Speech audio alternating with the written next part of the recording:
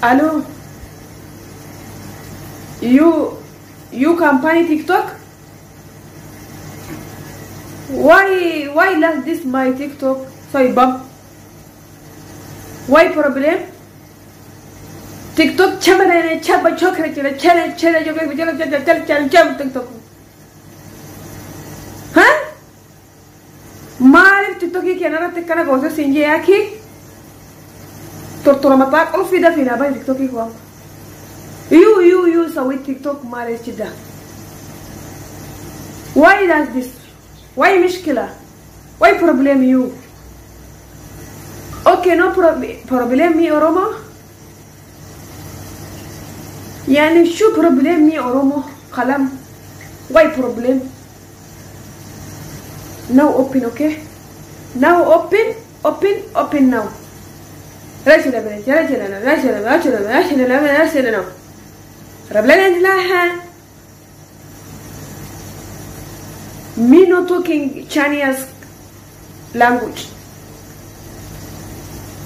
Why problem with kalam Oromo? Why?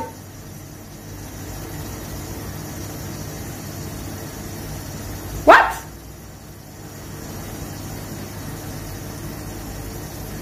Amara, you Amara? You company TikTok, you Amara? Why? What?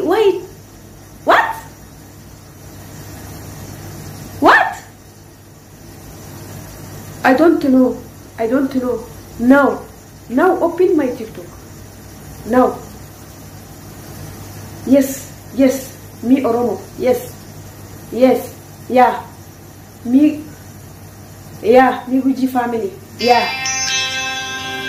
Oromia daga geessan daabbos godhanne shiniinis takka peepsinis takka bishaanis takka tun hixaana hin nyaannaga eenyu wajjin nyaattaa hunaan jettan birrii wajjin nyaadhaga birrii wajjin nyaannaga yaa ijoollee Oromoo irsa keenya bira hin jirru nyaadhu harme buna siifan qicaa peepsinis mirindaanis kunooti dhugi wajjin dhugna gaasii jennee biyyaa baane dhugi nyaadhu dhugi unkana darrasash baga geesse habibti baga geesse situ irsaan addaan nu baase situ irsa keenya addaan nu baase situ idimee keenya addaan nu baase nyaadhu dhugi hodhu tassii dabala laale nyaadhu habibti nyaadhu rakkanne haqasii godhe nu situ nu fuudhe situ ijoollee teenya situ nu alchee situ nu dhale haadha teenya irraaffanne gaafa keeti nyaadhu buna siifan qica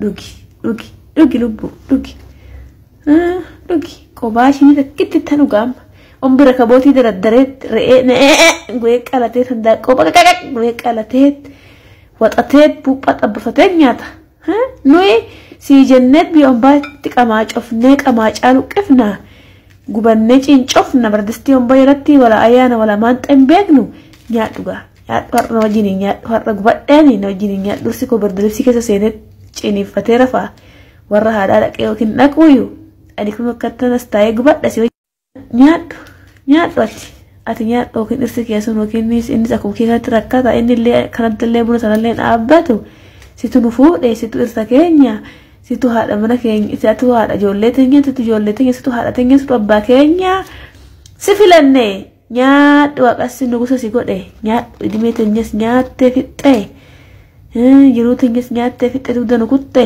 nyaadhu